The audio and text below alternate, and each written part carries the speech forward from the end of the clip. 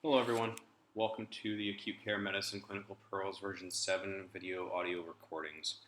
This is brought to you by Mark A. Merlin, Assistant Medical Director and Chief Medical Officer for Monarch EMS, and Vincent Robbins, President and Chief Executive Officer for Monarch EMS.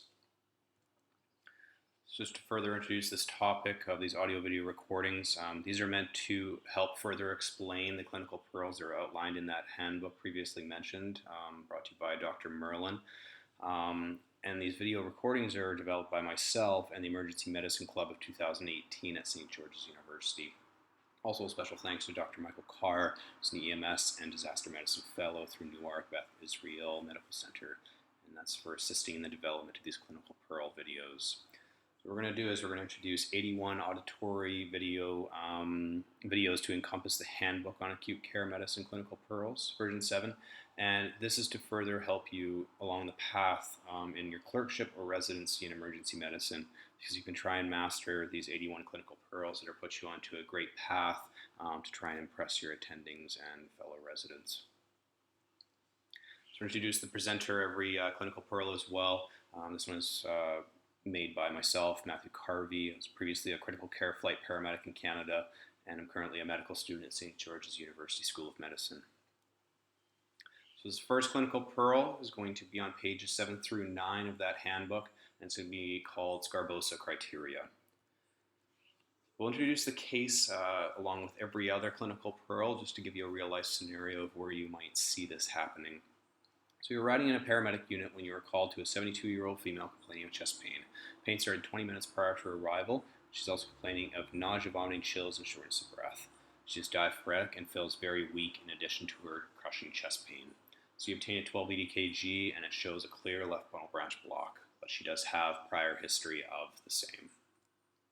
So left bundle branch block, just to quickly explain, is an SA node is right here in this anatomical image, AV node, bundle of His, and then you have your bundle branches separating into your Purkinje fibers. So if our bundle of His is right here, this is going to be our left bundle branch block just before it separates into the posterior and anterior fascicles. And we can see that if a left bundle branch block is present, this is where our ischemia is going to be occurring in this patient chronically. So we're not allowing the conduction past that point into the fascicles.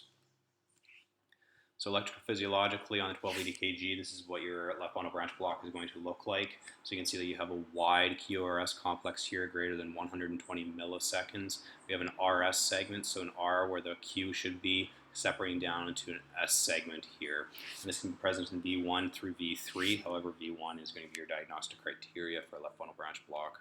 As well, V6 is going to have your bunny ears appearance. So it's basically where you have a positive flexion, negative, positive, and then back down to a negative.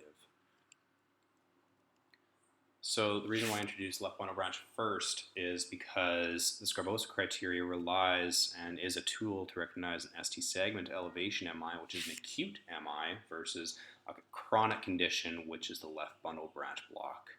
And Sgarbossa criteria is based on 3 separate mechanisms. So we can have ST segment elevation of greater than 1 millimeter concordant, which means in the same direction as a predominantly positive QRS complex. And we can see that in A here, we have a positive QRS complex here, and then we have a positive ST segment elevation as well. And this will be greater than 1 millimeter here for 5 points, which is quite a bit. We also have ST elevation greater than 5 millimeters, and it's going to be discordant or in the opposite direction of predominantly negative QRS complex, and that's found in C here. So you have a negative QRS complex here, and then the discordant ST elevation, which is a positive deflection here. And if this is greater than 5 millimeters, another one of Sgarbossa's criteria is met. And then lastly, you have the ST depression greater than or equal to 1 millimeter in leads V1 through 3. And that's going to be found in B here. So you have a negatively deflected QRS complex, and then you have actual ST depression taking place right here. And if this is greater than 1 millimeter, your last criteria is met. And you have points for each, and if they add up to greater than 3, it means that you're going to have an acute myocardial infarction in the presence of a left bundle branch block, and that's 90% specific. So just doing an example of Sgarbossa's criteria, you can see here that a left bundle branch block is not present on this patient. However, just to practice Sgarbossa's criteria, we'll work through this. So we look at the white arrow here, we can see that we have giant tombstones, which is basically what it sounds like. It looks like a tombstone, and that is going to be one of our best criteria for diagnosing an acute MI. So you can see that it's concordant with QRS complex. The QRS complex is positive, and the ST elevation is going to be positive as well. And of course, if we have that greater than 1 millimeter present here for that ST elevation, we can see how this is going to be worth 5 points. Blue arrow here is going to be the ST segment depression in a concordant or same direction, negatively deflected QRS complex. So we have negatively deflected QRS here, and we have that STL depression present here, which is greater than 1 millimeter. That'll give us 3 points. And the green arrow here is going to be a discordant ST segment elevation. So we have a negatively deflected QRS complex here, positively deflected ST elevation here. And if this is greater than 5 millimeters, then it means that we've met the last criteria, or just 1 point. And the reason why this is so weak and only worth 1 point is because this looks like a left bundle branch block.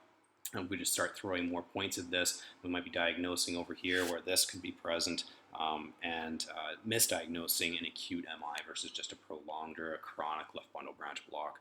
So in this case, you can see that we have all the points met according to Sgarbossa criteria, and we can diagnose this patient with an acute MI, specifically an inferior MI, because in 2, 3, and AVF, we're looking at the inferior portion of the heart.